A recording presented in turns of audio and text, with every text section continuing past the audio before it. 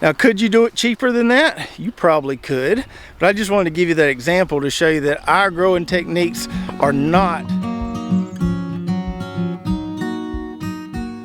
What's up, Lazy Dog fam? Hope all y'all are having a fantastic day. It is Friday, May 5th here in South Georgia, and recently we've had a lot of people asking how our double row corn experiment is going. So today I wanted to catch you up on the progress of this plot here behind me. I'm going to talk a little bit about the cost effectiveness of our growing techniques, particularly with this corn. Then we're going to head on over to our tater and mater plot and give you a few updates there as well. So if you're new to the channel, first of all, welcome. Secondly, let me kind of quickly get you up to speed as far as what's going on here.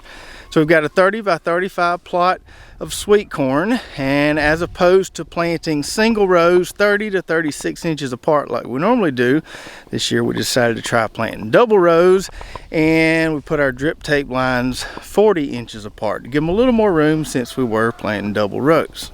Now, we did have a little bit of an issue with some armyworm damage very early on, right after we planted this corn and when it started to come up, but we used an organic product called spinosad, applied that a couple times, and I don't really see any leaf damage out there now. So it seems like that problem has been solved for the time being. It may rear its ugly head again once we start getting some ears and some corn out here. So these corn plants are growing incredibly fast, and the leaves are nice and dark green. That's what we want to see. Usually if we've got dark green leaves, that means we're going to get a pretty good harvest. Now, if we step back and look at the plot from this angle, we can see we've got pretty consistent growth out there, although these plants that are closest to me here are a little shorter than some of those on the back end of the plot. And that probably has a little bit to do with our chicken tractor. Sometimes we don't get perfectly even manure distribution with that chicken tractor, even though we're moving it every day. I don't know if the chickens poop more some days than other days, but that's probably what has caused this right here. Because in the rows, we've given each row kind of the same amount of fertilizer. Now, if we get in the rows here, we can see the tallest plants are almost up to my chin here. On the other side, they're probably between belly and chest high, just a little bit shorter. Now, last year, in a different plot, we grew a variety called Solstice, which is very similar to this variety, a white corn variety called Eden. So Solstice is bicolor, Eden is basically the white version of that. Those Solstice plants only got about 5.5 foot tall, so I'm not expecting these to get much taller. And if we take a closer look at these plants here, we can already see some tassel formation right there. Now, the tassels aren't sticking out over the top of the plants like they will when it comes time to pollinate the silks that will follow the tassels, but it won't be long before that starts to happen. So when your corn gets to this stage, when you can see those tassels, even though they're not sticking out above the plants yet, this is when you really need to pour the water to these plants. You don't want these plants getting stressed and curling up right now. You want to make sure they've got plenty of water so they can form the tassels like they need to, form the silks like they need to, give you some nice big ears. Now, since we were doing double rows this year, I used drip tape with a 6-inch emitter spacing as opposed to the 12-inch emitter spacing I normally use, and I think that was a good decision. So I ran this all night. A couple nights ago, you can see that soil there is still pretty saturated from running it all night, but you really can't give this stuff too much water at this point. It will drink it up, and in another couple days we'll probably need to run the drip again. So everything's going pretty well so far with this double row corn experiment. The leaves are nice and dark green, which tells us that we've got enough nutrition in the soil there. We've been able to keep enough moisture in the soil so that these plants don't get stressed and start to curl up on us. And so I'm pretty hopeful, pretty optimistic that in about 3 or 4 weeks we're going to have a pretty decent harvest. Now, the second thing I wanted to talk about in relation to this corn plot is a comment that we get from time to time on our channel, and we got one the other day when we did that video on a word that I'm not going to say anymore. And those comments usually go a little something like this: your growing methods aren't realistic because they're not affordable and practical for the average person. So I thought, well, now would be a great time to do a little bit of a cost breakdown analysis on this 30 by 35 corn plot. So I ran some numbers here so we can do a little breakdown, and you can compare how much it costs me to grow a 30 by 35 plot of sweet corn versus how much it would cost you using your methods. Now there are two things I didn't include on this cost analysis, and I'll tell you why. So the first one would be seeds, and that's because if you're growing sweet corn, pretty much everybody's got to buy seeds. I only know of one heirloom sweet corn variety, and that's Stoll's Evergreen, and I don't know that many people growing that variety. So for the most part, if you're growing sweet corn, you're going to have to buy seeds every year because most all the varieties out there are hybrids. Now obviously seeds from some varieties are a little cheaper than others. Silver Queen seeds usually pretty cheap. These super sweet seeds are usually a little more expensive. But like I said, if you're growing sweet corn, pretty much everybody's buying seeds. Now the second thing I'm not including on my cost breakdown is the drip irrigation, and that's because I firmly believe that drip irrigation pays for itself. If you consider the amount of water I would be using if I tried to keep this plot happy with an overhead sprinkler, it would be significantly more water than I'm using applying it via the drip irrigation. Now I have a well, I don't have a water bill, but I do have an electric bill, and my electric bill would be a lot higher if I was using overhead to keep this plot watered as opposed to the drip irrigation. So in my opinion, that balances out. That's why I'm not including it. So if we don't consider the seeds, which everybody has to buy, or the irrigation, which you're going to pay for one way or the other, whether that's through drip tape or your water bill, the only two main costs that we have on this corn right here would be our fertilizer and then the spinosad we use to spray for worms. So when we planted this corn, I used about 10 pounds of NatureSafe 855 as a pre-plant fertilizer, and then when we side dressed the corn, when it was say 18, 24 inches tall, we used about 20 pounds of NatureSafe 1300. Now I have injected some AgriThrive General Purpose through the drip tape a couple of times, not a whole lot, and my best estimation was that that was about $5 worth of liquid fertilizer. So we've got about 26 bucks in fertilizer costs, and then we've got the spinosad, which is usually about $1 an ounce, and I figure I'll probably use about 10 bucks, or will use about 10 bucks worth of spinosad on this plot by the time it's all done.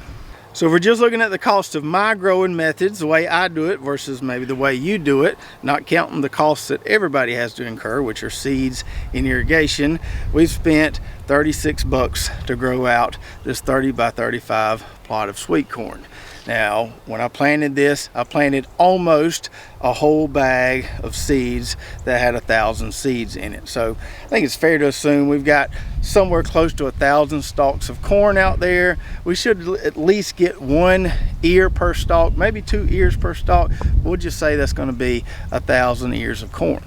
Now last year we grew about 350, 360 row feet of that solstice sweet corn, which is very similar to this Eden variety, and we ended up putting a little over 30 quart bags in the freezer. This year, with the double row planting here, we've got 540 row feet of sweet corn, and if we do the math there, we should at least get 45 bags or so in the freezer. Last year that 30 plus bags is counting eating some fresh, giving a little bit away as well, which we'll probably do here too. So minus the cost of seeds and irrigation, we'll end up spending about 35, 36 bucks to grow out 1,000 ears of sweet corn and put at least 40 quart bags of sweet corn in the freezer if we decide to put up that much. And if you ask me, that's pretty dang cost effective. Even if we throw the cost of seeds on top of that and say, I don't know, say we spent 30 bucks on seeds, $65 for 40 quart bags of sweet corn in the freezer, that's still pretty good. Now, could you do it cheaper than that? You probably could, but I just wanted to give you that example to show you that our growing techniques are not that expensive considering what we're getting in return. And now, as promised, I want to give you a little update on our tater and mater plot. Still got our onions drying out there in the grass. Now, there are 3 rows of taters here, but you really can't tell. It's just become this huge tater jungle.